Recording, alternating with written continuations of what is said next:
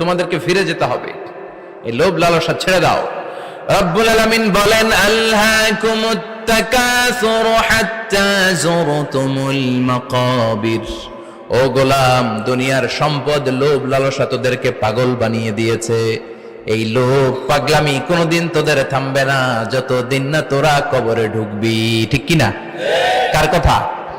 আল্লাহ বললেন দুনিয়ার সম্পদ আর লোভ আর মোহে তোমরা গাফেল হয়ে গিয়েছো, আখিরাতের কথা বেমালুম তোমরা ভুলে গিয়েছো। কিন্তু আখিরাতে তোমাদের যেতেই হবে, কবরের বাড়িতে তোমাদের ঢুকতেই হবে, ঠিক কিনা?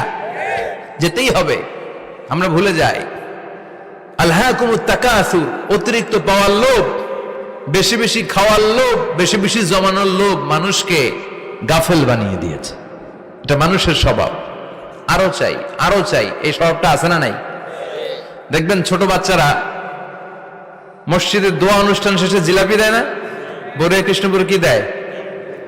আগে বাতাসা দিত না, এখন কি দেয়? জিলাপি দেয়, মিষ্টি দেয়।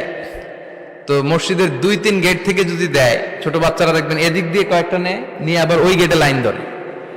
ওর হাত হলো ছোট হাত, ওর হাত ভর্তি জিলাপি, আর নেওয়ার জায়গা না, এরপর আরেক জায়গায় লাইন ধরছে, আরো লাগবে আরো লাগবে, এই আরো আরো আরো চাই, এই স্বভাবটাই মানুষকে কুড়ে কুড়ে শেষ করে দিয়েছে। এত লাগবে কেন তোমার?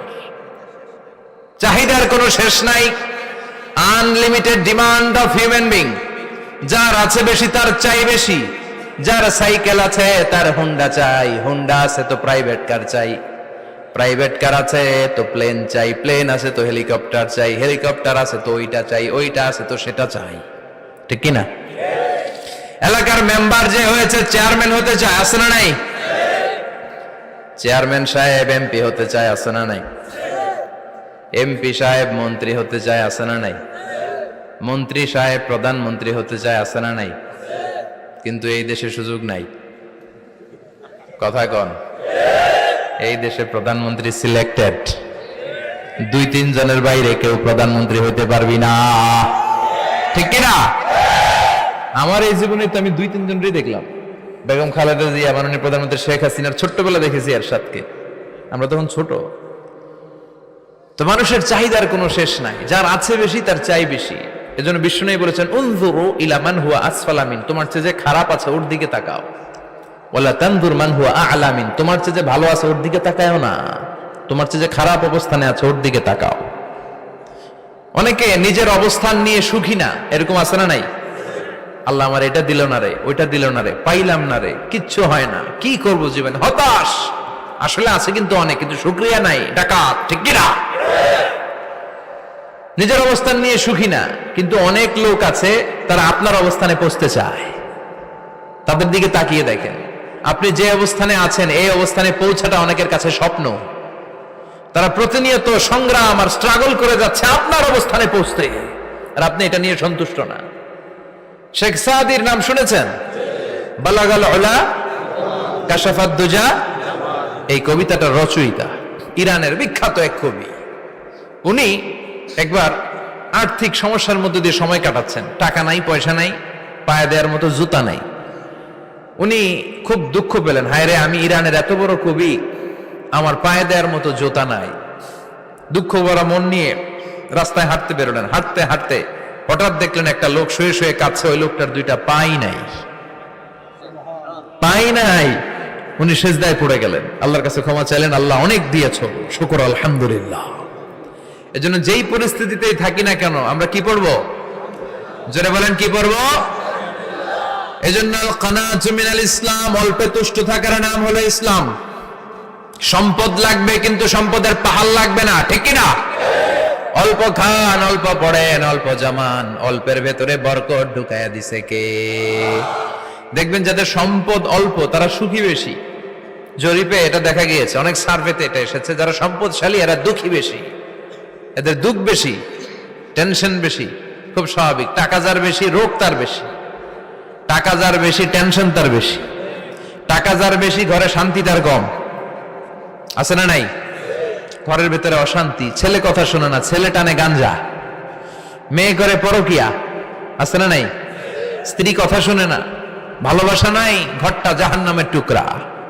রোগ বালাই, এক একটা হসপিটাল বিল পরিশোধ করতে মাসে 5 লাখ 10 লাখ আছে না নাই? কিছু খেতে পারে না, ডাক্তার একেবারে ডায়েট মেনু বেঁধে দিয়েছে। ডায়েট, ভেরি ডায়েট মেনু, এটা এটা এটা এটা কিছুই খাবেন না, শুধু গরু খাবেন না, খাসি খাবেন না, চিংড়ি খাবেন না, খালি ঘাস খাবেন, ইচ্ছে মতো ঘাস খাবেন, মানে ঘাস জাতীয় যত আইটেম আছে সব খাবেন, শাক খাবেন, সবজি খাবেন, সালাদ খাবেন, গরু চিংড়ি মুরগি গোশত ইলিশ কিছু খেতে পারে না। তাহলে রোগ বেশি, খাওয়ার মজা নাই, ঘরে সাংসারিক শান্তি নাই, খালি ব্যারাম আর ব্যারাম, ঠিক কিনা? কিন্তু সম্পদের পাহাড় ঘটেছে। আর অল্প যারা খায়, অল্প পড়ে, রিক্সাওয়ালা কুলিওয়ালা, অল্প বেতনের চাকরি, কিন্তু হক হালালি মেনে চলে, দেখবেন শান্তি আছে অনেক। হ্যাঁ, বাসা ভাড়া দেয়, ফ্যামিলি চালায়, বাচ্চাদের স্কুল বিল, এরপরও মাস শেষে 1-2 হাজার টাকা হাতে থেকে যায়। আর ওর প্রতি মাসে 10 কোটি টাকা ইনকাম, তারপরও ব্যাংকের ঋণ আছে না নাই? সুখ কারে বলে? কিভাবে আপনি সুখকে ডিফাইন করবেন? সুখ তো টাকায় কিনা যায় না, শান্তি টাকা দিয়ে হয় না, শান্তি দেওয়ার মালিক কে? শান্তি আছে অল্প খেয়ে শুকর করার মধ্যে, শান্তি আছে আলহামদুলিল্লাহর মধ্যে। চিল্লায় বলেন ঠিক কিনা? এজন্য অল্প খাবো, অল্প পড়বো, অল্প জামাবো, অল্পের ভেতরে বরকত দিয়েছে কে? দেখেন ধনী ভাইরা খেতে পারে না, কিন্তু রিক্সাওয়ালার কি সমস্যা হয়? রিক্সাওয়ালারা সব খেতে পারে, কুলিওয়ালা, দিন মজুর, এরা একেবারে স্লিম সুঠাম দেহি, মেদহীন পেট, পেটে কোনো মেদ নাই, ভুড়ি নাই। আর কোটিপতিদের মেদ আছে না নাই? এত বড় বড় পেট, ঠিক কিনা?